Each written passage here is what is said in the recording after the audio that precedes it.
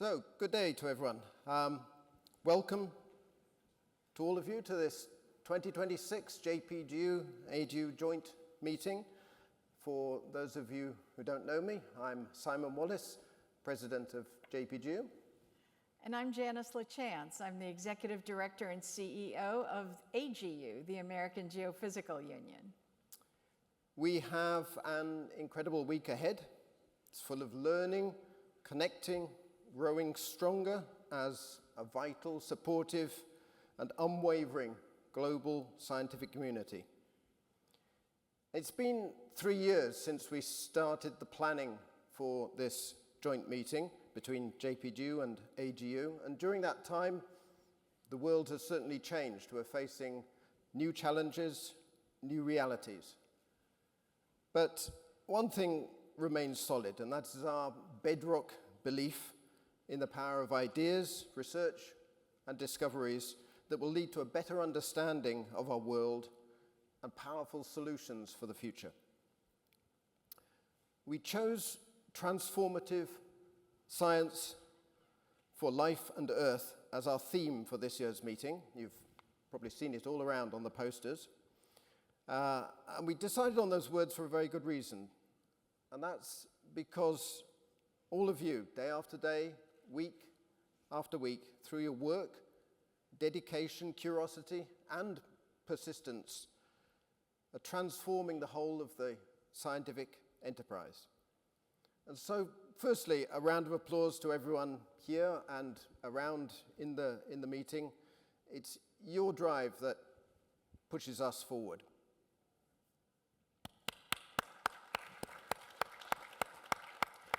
And Simon, on behalf of AGU, I want to offer up a big thank you to you and to JpGU leadership and staff for your thoughtful professionalism and gracious cooperation in planning this joint meeting. I am very excited for the week ahead, after a culmination after 3 years of planning, conversation, and really thinking about how we could be responsive to your needs. Thank you, Janice. And speaking of excitement, to launch us on this first of our 4 plenary sessions, we're thrilled to have someone whose trailblazing work is truly transforming science for life and Earth. It's an honor to welcome Professor Kate Kitagawa to give the Presidential Forum lecture. So a big round of applause, please, for Kate.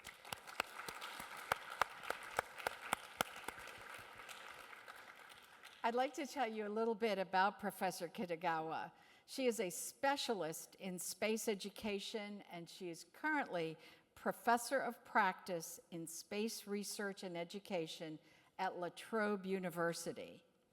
Professor Kitagawa previously served as advisor to the Senior Vice President and Director of the Space Education Office at the Japan Aerospace Exploration Agency, or JAXA.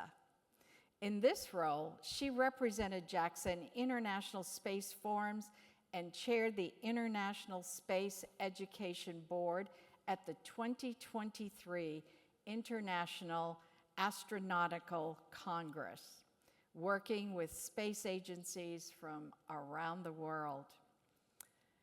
Earlier in her career with Japan's Ministry of Foreign Affairs and the Permanent Mission of Japan to the United Nations shaped Professor Kitagawa's interest in education as a form of cultural diplomacy, an approach that's reflected in the history courses she taught at Harvard University.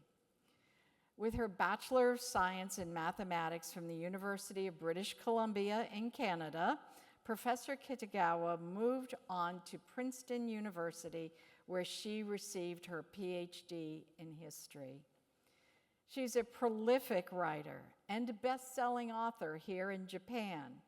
She was a co-author of The Secret Lives of Numbers, a global history of mathematics and its unsung trailblazers. It was shortlisted for the 2024 British Academy Book Prize and has been published in 14 languages worldwide. Professor Kitagawa is a much sought after guest across all mediums, offering insightful analysis and commentary on science, history, and education. Please join Simon and me in welcoming Professor Kate Kitagawa. Thank you. Thank you, Jen. We're so happy to Thank you, Simon. Hello, everyone. Hi. Very nice seeing you today. I'm really, really happy to be back at JpGU. I will tell you the story about it, but really before that, I really would like to thank all the people who's organizing this great meeting here in Makuhari, Japan. So I'd like to thank JpGU Secretariat and staff members, also AGU Secretariat and staff members, and also colleagues all over the world, including all of you here. Thank you very much. So, this was me 2 years ago. Have you been there before? It's called Hyperwall. It happened yesterday as well, but this was me 2 years ago, joint session with NASA. And then back then, I was really inspired by the structure of this lecture called hybrid. And it wasn't just hybrid of being in person and online, but it was actually the bilingual hybrid. So I had to be speaking both in English and Japanese. So it was really interesting trial, and I really enjoyed it. And then every time I come back here, JpGU has grown me up. So really, thank you for those occasions, and then thank you for all of you too. You might feel the same way. You keep coming back, and every time you meet new people, new challenges, and everything is different after this meeting. So let's begin. Today, I will start with a little bit about myself. And that's because you'll find out later, but those elements all come together and explain why I do space. So first of all, as Janice kindly introduced me, I'm primarily a historian. And then my first full-time job was a diplomat. So I was working at the Ministry of Foreign Affairs and then also the permanent mission of Japan to the United Nations in New York. That year really changed the scope of me looking at the world. I was away from my home called Japan, and then moved to Canada first, and then studying mathematics. And then until the time that I get the first-time job, I really did not know how connected the world was. And it still is, but in a different way. So this was a very important part of me as I working as at the diplomacy as my first full-time job. And then carrying that spirit, I actually really wanted to become a historian, because history really teaches me the direction of how we go to the next step. And this was really critically important for me to do any negotiations and in any thought gathering, and everything that I do was related to history. So I did my PhD in history, Princeton, and then I started to teach at Harvard. And at Harvard, they just did not hire me for no reasons. They thought that my suggestion of teaching the class called The Lady Samurai was sort of charming and also a necessary component of history. And then nowadays, it's becoming more and more common to have women's presence in everywhere, including history. But for Japanese history, that has been a huge missing part.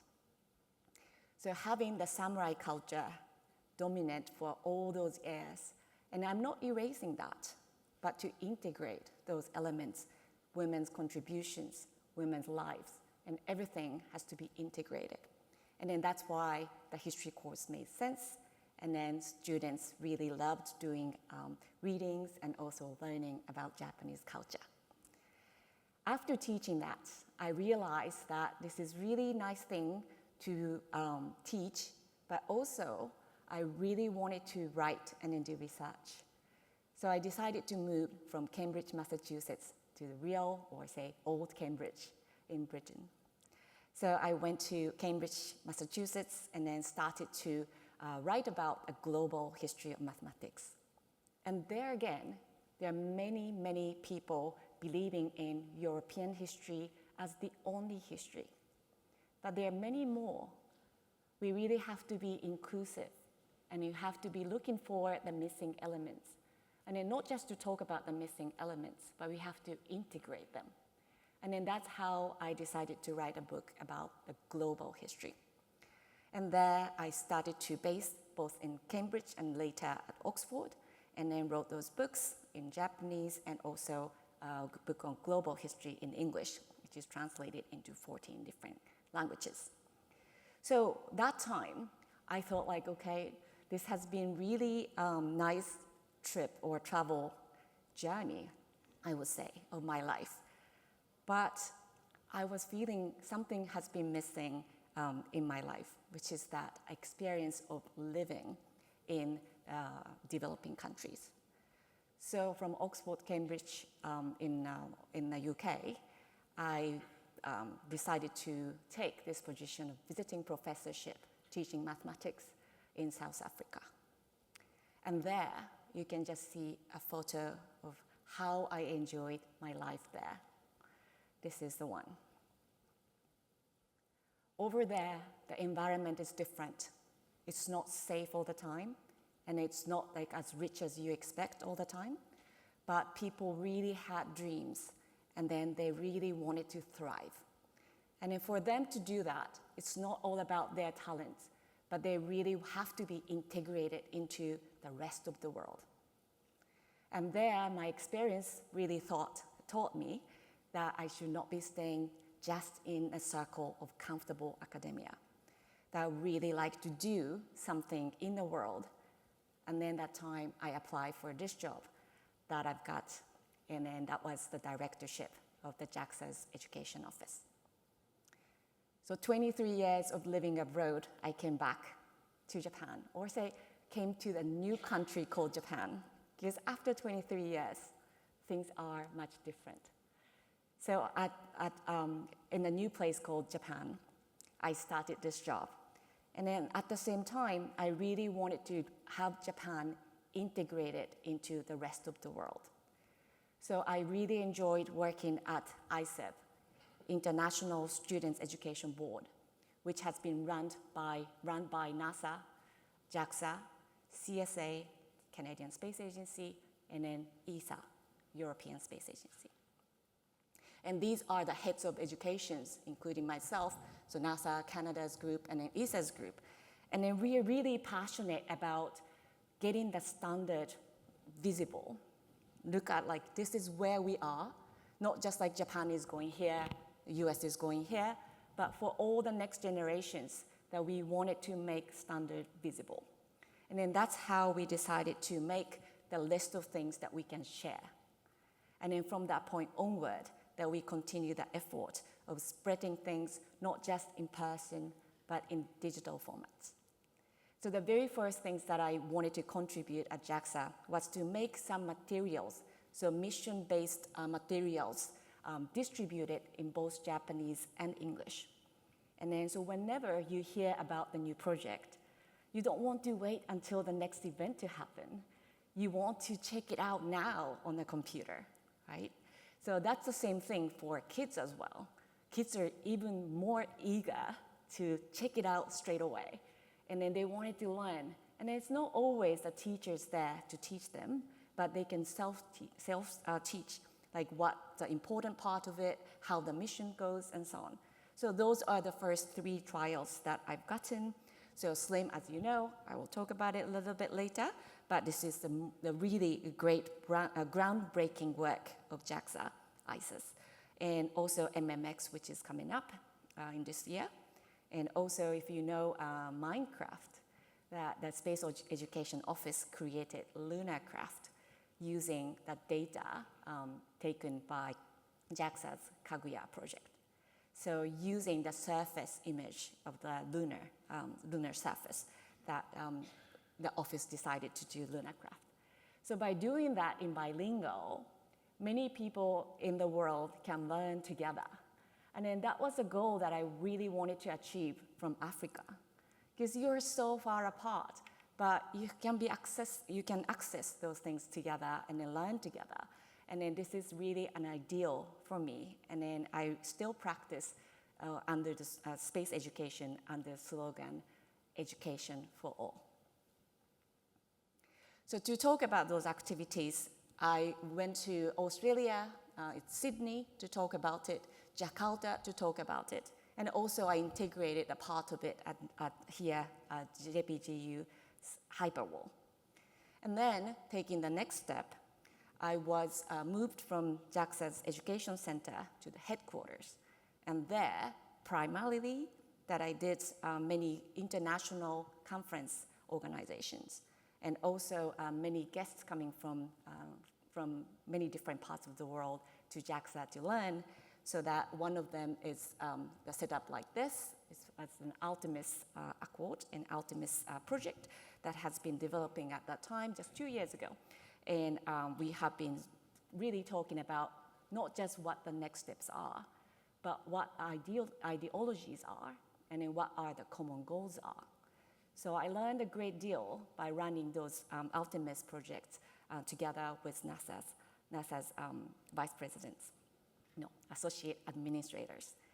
So it has been a fruitful year at JAXA, also in person and also online, dealing with the scale, not just about the world, but about the universe.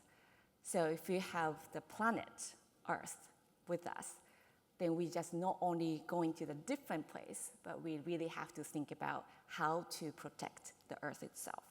So one of the ways is that to protect it from the asteroid, for example.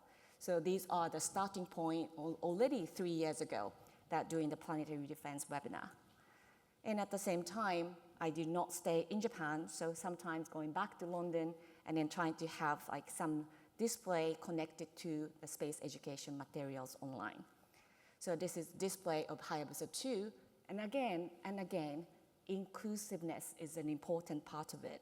So this display of Hayabusa 2 really speaks as a statement, because you can see the Hayabusa 2's grain is not at the height of the adults, nor just a child. But for anyone to be accessible, to view it, we wanted to have it lower down. So to have all the elements up of inclusiveness, that this Hayabusa 2 display has been ongoing in London. So I'm really, really happy to say that my year coming back to Japan has been successful in digitizing materials and also connecting those outside of the world. So by doing that, I also wanted to have more science under me. So as a mathematician, I'm known as a historian, but also the mathematician, the mathematics as my major, and also my main strength, that I really wanted to learn science. And the first group of the people who included me in those projects was the SLIM. So that's why I really wanted to say a few words about the SLIM project. And many people watched the landing. Yes? Yes? Thank you. This is the professional crowd, so that many people have watched it. I'm really thankful about that. This is really like eye-opening for me, because all the people know about, say, Apollo project. And then Apollo project missions, the astronauts had, the steering wheel, right? So if I were the astronauts and I wanted to go somewhere, then it's like driving a car. You can just get there. Or it's not so easy, but you can get there, right? But then if you're automating things, how hard could it be, right? And then you can't really see it until you get closer. And in that project, the pinpoint landing, how you do this, which is like using, again, the image of the lunar surface, and then trying to smooth, to see what's going on there, where am I, and then try to descend. And then that whole process without human is a game-changing. So that whenever you send something, that you can go to where you want to go without human. And I was really impressed with it, and also personally secretly, my childhood dream came true, which was that, foolishly, I really wanted to become a news anchor. And then as a woman, a little girl growing up in the countryside, this was a foolish dream because it will never come true.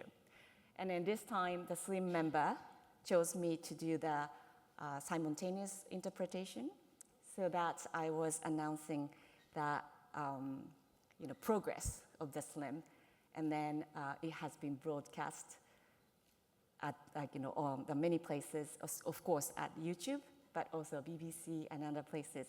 So this little dream I've forgotten about secretly came true.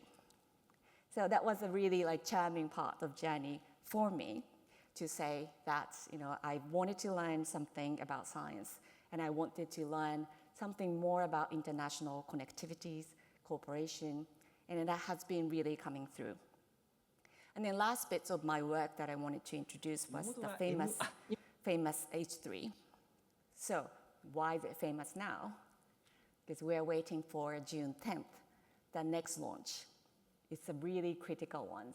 And we wanted to have it succeed, of course, not only for the Japanese JAXA people, but all the other related people in space industry. So when I was there for H3 to fly, the return to flight, so that was number 2, so return to flight, because the very first one was unsuccessful.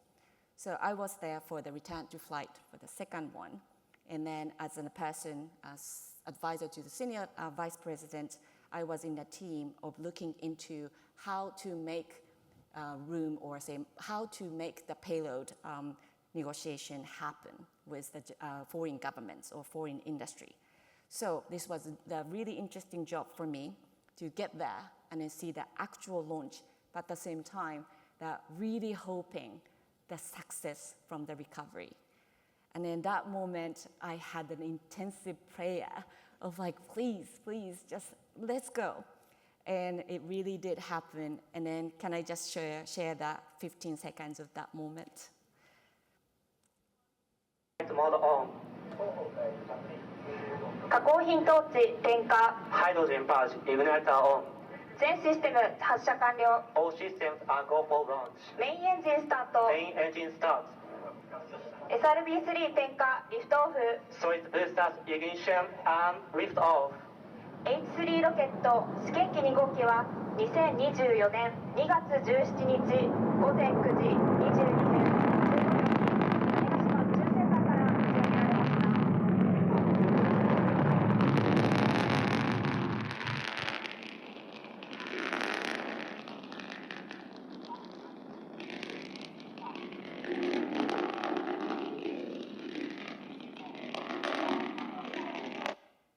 So at that point, I was already crying with so many people on the deck. So by that time, we are taking the group of people, as I said, this is the foreign missions. They're coming to see the works of JAXA. So this was the time that US Embassy joined. And then some other time, that was one after, but that return to flight, there was an envoy from UAE, and then also the next one from the US. So these things, I really thought this was diplomatic, very diplomatic. And then my work as a first full-time job as a diplomat started to tell me more about how to deal with it in a way that it should. So it was really interesting sort of combination that when you're least expected, many things like childhood dreams or the very first full-time job started to speak. Then I learned really the new things which I'm committed to still now, which is that data sharing. So when you get the rockets up, what the rockets does is usually put the satellites into orbit. And then the data that satellites download and give us are the really important sort of also diplomatic tools for many nations which doesn't have the satellites. So the satellites, of course, it scans and then try to see as clearly as possible. And then this is Earth observation, in the technical terms, and then started to have the clearer views, and then even the cloud cannot cover the surface. And then this was really interesting for me to go and then have them look, them meaning the people which, or a country which doesn't have the satellites technology, to see like, what Japan can do or Japan can offer. And then why did I say that I still do it? Is that because Australia really is in need of such image. So that Australian people who does not have the satellites to look at their own land, but it suffers a lot of the wildfires and also like, many times with the fisheries and then other like forestry industry, they really need more data. So these data are very useful tools and also very beneficial ones to communicate with the regional partners.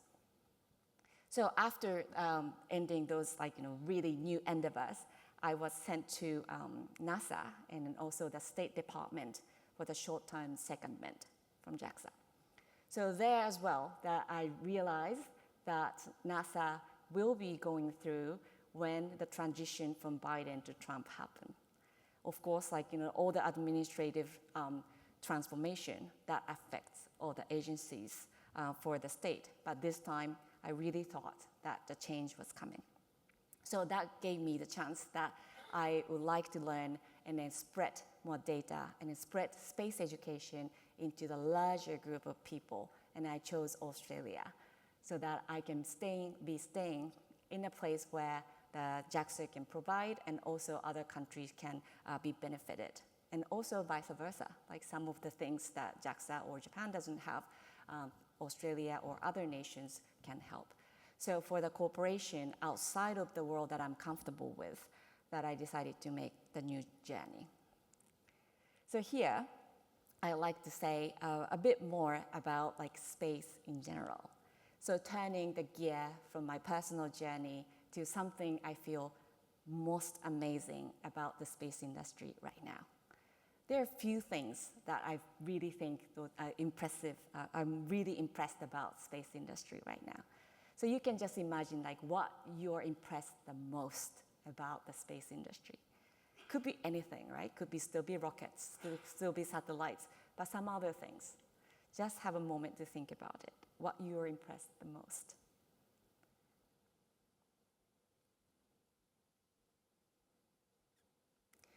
I personally have two projects that's my favorite, and then they're really inspiring so that to the point that I can't just get my eyes away from it. The very first one is from ESA. This is called ESA's Euclid. Many people know about the Euclid project? Thank you. Maybe the specialists down there too. So this is the JpGU and AGU at the end of the day that we never know who's here. So thank you for our specialists being here. But as a mathematician who've really been relied on Euclid and then also non-Euclid geometry, this has been a great sort of the naming in itself that ESA's Euclid. So ESA's Euclid is making the map of the universe. And then ESA's Euclid, which I actually saw the real things in the making stage, that it is really fully making the available space, the map of the space, universe, and so on. And then this was really like eye-opening because we thought like we sort of know like where we are, but we just did not have a map of the universe. And then that's really charming to name it Euclid. That's the basics of all. And then ESA's Euclid is still going, and then now trying to make the map of universe. And then that wasn't quite a surprise for me, but it was just impressive and then resonated as a mathematician. The second one that's really impressed me is this one, which I really hope that will go through. It's in a building stage, and then the real thing is now in a factory and then being made. So NASA's NEO Surveyor. I touched on this a little bit, but the planetary defense is a precious part of this space mission, like, entire space community, entire humanities. And then this NASA's NEO Surveyor, what are they going to do is that they will be looking into the space where we are really had a difficulty of surveying the asteroid coming, especially from the side of the sun. Because that was too bright that we could not see where the asteroids are coming. But we could see the other parts, yes. But then if that's coming so fast and then so close, what can we do, right? So this nail surveyor is helping really, or will be helping to see what's going on, what's around us really in a precise time. So I'm a real fan and I'm really trying to see how it develops with also just not NASA, but international collaborations. So those two things really make me think about what's really coming next. What are we going to do next? And then what's the next generation's going to be hoping to do? So that's the last topic that I'll be sharing with you today. Oh, just went too fast. So for the next generation, as the map of the universe is taking shape, and also as many observations are happening, not just the surveyor, but many telescopes that are floating and also making more precise observations. So what's happening really is the change of our concept of time and space. So what the space industry is doing to us, doing to all of us, is that we are actively changing, rewriting the map of the world, map of the globe, and a map of the planet. It used to be that at school, you had to think about the globe like this. And it's still, for some reasons, it's familiar to us. You can say comfortably, this is the map of the world. But then, because of the cell phone and so on, started to have the satellites help locating yourself with a GPS. So now it's changing. If you think about the map of the world, it's more like this.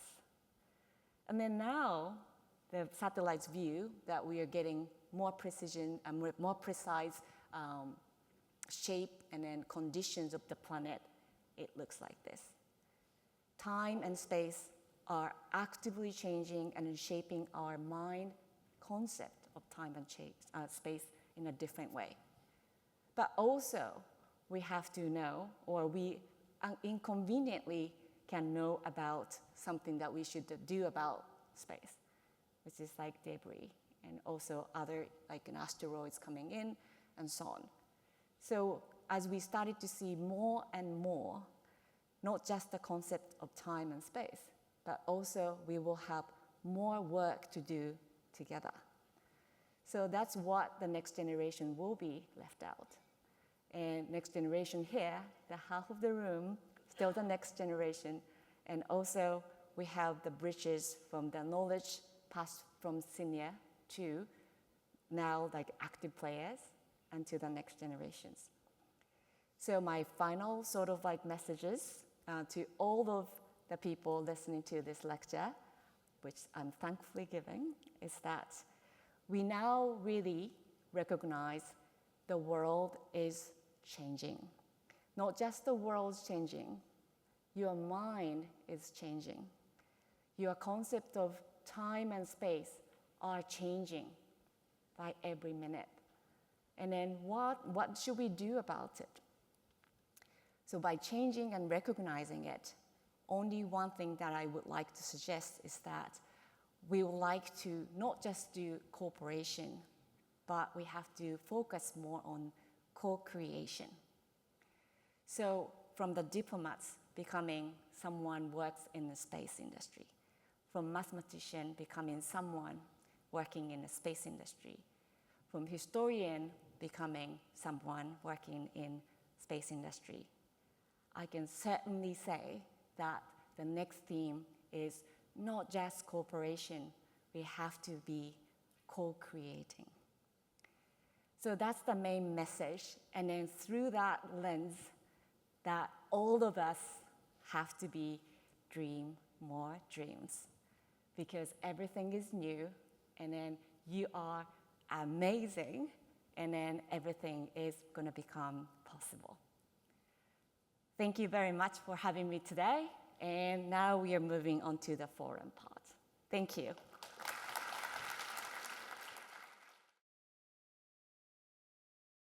Well, thank you very much, Kate, for that wonderful gallop across the universe, the world, and your your very colourful background. Thank you very much. We'd like to take a few minutes now to have a bit of a conversation with Kate and to bring out some of the points that she made in her talk. And we've got a couple of questions that we've talked about before. So you work in Australia now. I wonder, Kate, if you could share some ideas from Australia, including cultural experiences and approaches that might enrich our understandings of how best to fortify and strengthen inclusive science practices. You mentioned inclusivity a lot. Perhaps Thank you so much. Yes, being inclusive has been the theme of it. That's why I show many slides that has a statement, covering the inclusiveness, integration, and so on. So thank you. That's really like the thing that we like to talk about together with audience too. So before I start answering your question about Australia, who has been really working with Australians here? Anyone who's working with Australians? Working with Australians, how many years ago? Yeah. Thank you. That's really nice. So Australia has really wonderful people, but because of the geographical location, that's a little bit isolated. Yes. So the reason why I went there is that there is a great potential, and then we did not want to leave them behind, of course, because they're really energetic and they're great people, but they did not have network wide enough to getting involved in real projects or the cutting edge sort of research. So for that reasons that I really feel this is a moment that I would like to encourage, not just Australia, but the different parts of the world that you never really get in touch with to be a part of your research. Because they're really amazing, skillful people out there. And then just to be having that kind of awareness that you will become extending your reach to the farther possibilities. So having said that, for particularly Australia, they're really amazing in making the collaboration happen. So today I made this speech focusing on collaboration and co-creation. That was the real theme that I realized in Australia. So Australia has something to offer, and then other places of the world have something to offer. And then what happened is that they are not just making and progressing together, but that this formation of something new is going to happen. So Australia being inclusive about a new group, getting involved in the research and then getting involved into new missions, that what they're offering us is the possibilities of co-creation. So their open-mindedness, of having of jumping into the new challenges, I think it's a precious part of the world to be paying attention to. That's great. So it's an example of where cooperation and diversification is moving in a positive direction at the same time as there are a lot of pressures in the world pushing against those sorts of movements. So that's great. Yeah. So more encouragement to reach out to the new parts of the world. Yeah. Including Australia. Yeah. Well, you've had such an interesting career. It's brought you all around the world. I feel as though I should have my passport stamped with every stop you've made, because I feel as though I've lived it with you.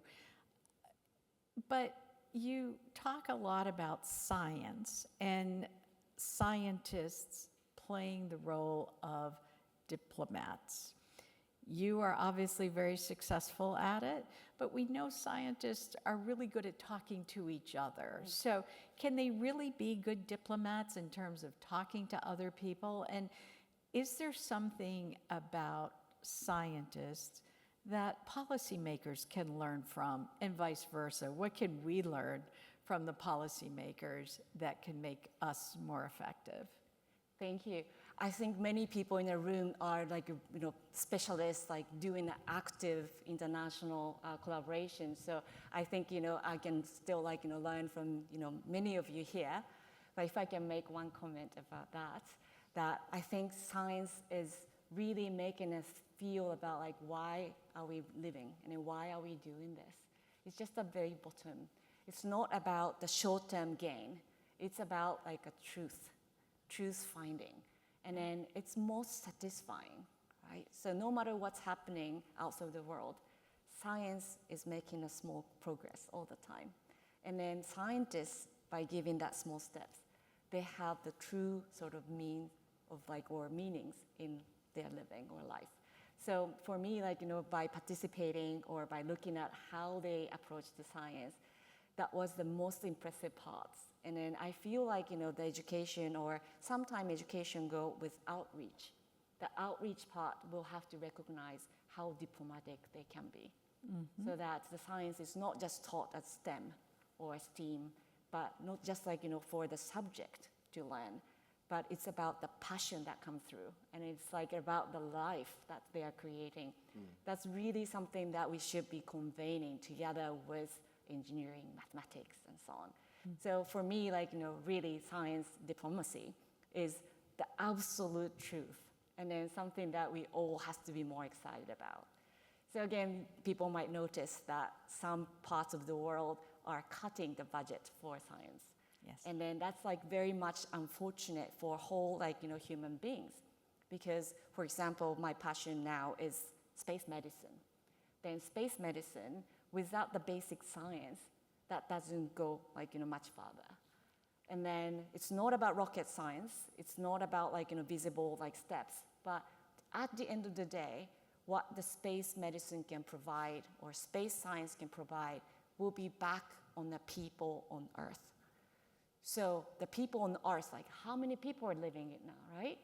So thinking about the group of people trying to go as far as possible versus some science or some medicine brought back from space. New knowledge can help many, many more people. So I think in that sense that the science cannot be underestimated in the space industry, so that we really have to pay more attention and then, really voice out the value, passion, benefits of that.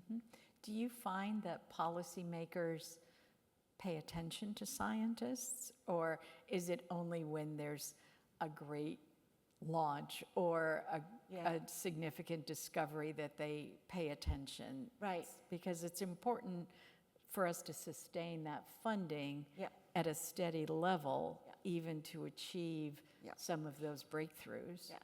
I think the policymakers also know the principle of it, so that they're not against it and they're cutting it, but then most of them wanted to have the robust infrastructure first. And then on top of it, the science can come with it. So I think our age is going through the stages where that space has to have this infrastructure, both for space science reasons and defense reasons. But then policymakers been building it so that we can't really see the science budget coming in and so on. So hopefully, if I can be very positive about the future, that infrastructure making, and it will be progressing, and then to the point where the science can happen, for example, in orbit, then that can come back. And then the result is so amazing to the point that policymaker cannot ignore it anymore. So this is chicken and egg problems, where do you start and then where do you go next? But for me, the analysis is that the space is still growing, infrastructure first and then science next. But we can't give up by saying that science and medicine, everything that benefits the people on Earth should not be underestimated. It has to be progressed and pushed even for the next stage. So I really hope that policymakers will be getting a bit more attention to it, and also we can have a dialogue so that the practitioners and also the policymakers, they will be both aware of where we are. That's great. Well, I'm going to follow up with something related, but something you talked about, Artemis 2. From my perspective, it really captured the public's imagination. It sort of got people to focus away from some of the things that divide us and really pulled us together. What do you think we could do to build on that enthusiasm? Can that be leveraged to get a new generation of young people excited about science and maybe space exploration, or gaming or the way you've handled it in your really spectacular career. Thank you. Artemis too. Who is the fan? Yes, that already speaks itself. That's really wonderful. So I intentionally included that slide of me engaging in the talks between NASA and then JAXA on Artemis. And then that was like way before the Artemis flew in this April. So as I knew about how complicated things can be and then how difficult technically and also like, just like it was the week, the hardest week for me to watch. Oh. So I do have another photo of me just taking my cold breakfast and then just watching like how things are going. And I could not post anything on SNS because no jinx, please. No jinx. Yeah, just no jinx. Everything has to be talked about after astronauts come back. So I was that nervous. But this time there was real success, right? So they went and then coming back and then the mechanism was simple enough for school kids to know about, right? Back of the moon, well, there is a back of the moon, and then coming back. And all the things that happened was shared by very, very, very many people. And I think this next step is that just going there is already possible. So what can we bring back? I think that's like the next message that we really have to be focusing on. So many astronauts were commenting, like, they're looking at Earth rather than looking at just the moon or other space like object. Right. They're really being amazed about how beautiful this place is and then how important for them to come back. And then that story, the storytelling has to be like louder. And again, it comes back to like, policymakers' dialogue too. Like, why are they not reaching it? Because it's not the story yet. And I think the story is just going, but then bringing it back or looking at it from like somewhere far, how important this planet is. I think this sort of things can be like more powerful and it can make into like an Artemis 4, 5. I'm skipping 3 because it's already been planned. So there are more inspirations and then more sort of projects, more dreams that will be incorporated into the later missions. And that's not exclusive to Artemis. Of course, there are many people, many industry and also scientists, researchers, having the new projects that will surprise us. So I think the important things about not just the dialogue, but also storytelling, that should be like moving forward, I think.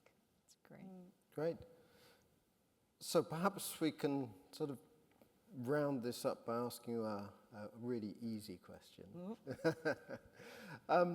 You've given us lots of examples of how you've been successful in a really difficult sphere, I think, for me anyway, of reaching out to beyond the more slightly narrow field of scientific enterprise. Can you offer some advice to everyone here? What could they do that would be effective and good to contribute to pushing the scientific field forwards, that sort of storytelling that you were talking about there? How can people contribute to this? Particularly the younger, the mid-career people who are still sort of thinking about where they're going to take their career. Thank you for asking this. So I like to bring a story from Australia. So Australia, because there wasn't much going on, so that they started to realize that there are many things that they can do in space industry. That starts from, say, Project A, which is the science, and then Project B would be the rocket launch, and then Project C could be the medicine and so on. The list goes on. What happened so far was an unfortunate hazing. It's just that you do a bit of here, bit of here, bit of here, bit here. But then we have to choose and accelerate one of the fields which you are strong at doing. Then you will succeed at the time that's when needed. Because it doesn't mean that rockets are less important or science are less important, but it has to be timely and it has to be something you are strong at doing. So all my career too, I don't know about like being successful or not, but I've been conscious about what I'm strong at doing. So the very first thing was just mathematics. I had to just give it as a tool of my life just to go ahead and then do it. Because I could have done other things. Maybe I can sing. Make an I can say. But Let's hear it. Yes, go for it. But something that I really be conscious about is that there are so many possibilities that you have to be timely and you have to be strong at doing something. Yeah. So I really like to get the message out to the generations, coming after me, that there are so many things, but grab something that you can do now, and you're strong at it. So looking for opportunities, but thinking carefully. Can I really? Is this an opportunity where I can make a difference? And if it is, go for it. Yeah, yes. yeah. I think that's a great way to finish up this wonderful presentation from you and discussion that we've all enjoyed. Yeah, I agree. Should we give her another round of applause? She did such a great job. Thank you all for coming. This is a lunchtime session. I really, really be happy to be here with Simon, Janice, and all other staff members. So please give them applause. Thank you so much.